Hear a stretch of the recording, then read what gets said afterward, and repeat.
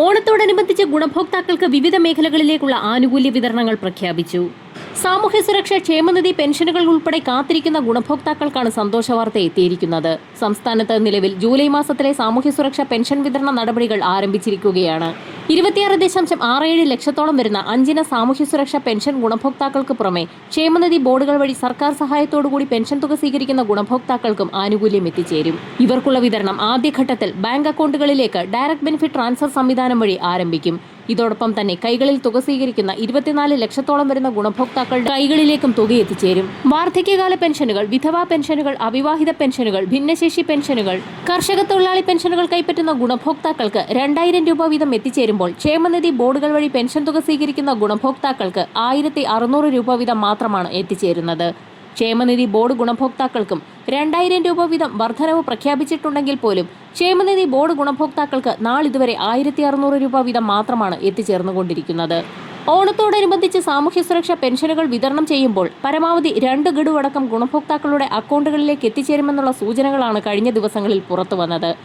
July, August മാസങ്ങളിലെ pension തുകയ്ക്ക് പുറമെ സെപ്റ്റംബർ മാസത്തിലെ പെൻഷൻ തുക അഡ്വാൻസായി എത്തിച്ചേരുമെന്നുള്ള സന്തോഷ വാർത്ത കൂടി എത്തിയിരിക്കുകയാണ്. ജൂലൈ മാസത്തിലെ പെൻഷൻ വിതരണ നടപടികൾ 21 ആരംഭിക്കുകയും 25 മുതൽ 28 വരെയുള്ള തീയതികളിൽ അക്കൗണ്ടുകളിലേക്കുള്ള വിതരണം സജീവമാവുകയും ചെയ്യും. ഇതോടൊപ്പം തന്നെ 27, 28 തീയതികളിലായി കൈകളിലേക്കുള്ള വിതരണവും സജീവമാകും. ഓഗസ്റ്റ് മാസം 5 മുന്നോടിയായി ജൂലൈ മാസത്തിലെ പെൻഷൻ തുകയുടെ വിതരണം അവസാന ഘട്ടത്തിലെത്തുന്ന സാഹചര്യത്തിൽ ഓഗസ്റ്റ് മാസത്തിൽ 2 മാസത്തിലെ പെൻഷൻ തുക കൂടി എത്തിച്ചേരുമെന്നാണ് റിപ്പോർട്ടുകൾ സൂചിപ്പിക്കുന്നത്. ഓണത്തോടനുബന്ധിച്ച് ഗുണഭോക്താക്കൾക്ക് പരമാവധി 4000 രൂപ വീതമാണ് എത്തിച്ചേരുക. ഇതോടൊപ്പം തന്നെ സംസ്ഥാനത്തെ സർക്കാർ ജീവനക്കാർക്കും പെൻഷൻകാർക്കും ഓണസമ്മാനമായി ഡിഫറൻഷ്യൽ അലവൻസ് DA വർദ്ധിപ്പിക്കാൻ സർക്കാർ നീക്കം തുടങ്ങിയിട്ടുണ്ട്. ഓണക്കാലത്തെ അധിക ചെലവുകൾ മുന്നിൽ കണ്ട് ജീവനക്കാർക്ക് സാമ്പത്തികാശ്വാസം നൽകുക എന്ന ലക്ഷ്യത്തോടെ 2% DA വർധനയാണ് സർക്കാർ പരിഗണിക്കുന്നത്. ഇത് സംബന്ധിച്ച ഔദ്യോഗിക ഉത്തരവ് ഉടൻ പുറത്തിറങ്ങുമെന്നാണ് സൂചന. ഓഗസ്റ്റ് മാസത്തിലെ ശമ്പളത്തോടൊപ്പം പുതിയ DA ജീവനക്കാരുടെ കൈകളിൽ എത്തിക്കാനാണ് സർക്കാർ നീക്കം. ഇത്തവണ ഓഗസ്റ്റ് അവസാന വാരത്തിലാണ് ഓണം വരുന്നത്. പുതിയ തീരുമാനത്തിലൂടെ സംസ്ഥാന ഖജനാവിന് ഏകദേശം 60 കോടി രൂപയുടെ അധിക ബാധ്യത ഉണ്ടാകുമെന്നാണ് ഔദ്യോഗിക കണക്കുകൾ. ശമ്പളം, പെൻഷൻ, ക്ഷേമ പെൻഷൻ എന്നിവ വിതരണം ചെയ്യുന്നതിലേക്കായി ഈ മാസം 21 സംസ്ഥാന സർക്കാർ മുംബൈ ഫോർട്ട് ഓഫീസിൽ ഇ-കുബേർ പോർട്ടൽ വഴി കടമെടുപ്പ് ലേലം നടത്തും.